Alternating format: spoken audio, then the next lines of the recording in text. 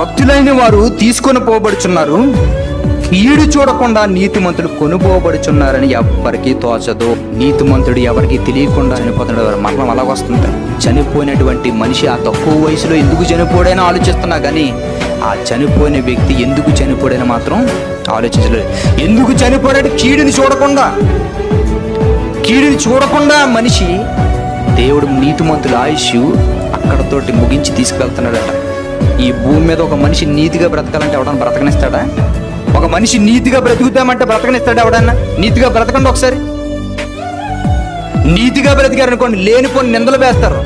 నీతిగా బ్రతికారు అనుకోండి, మరీ అంత మంచిదానం పనికిరాదు.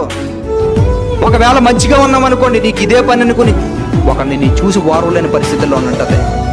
నీతిమంతుడు ఎందుకు మరణిస్తున్నాడంటే అంటున్నాడు, కుళ్ళు చూడకుండా తీసుకువెళ్ళిపోతున్నాడు.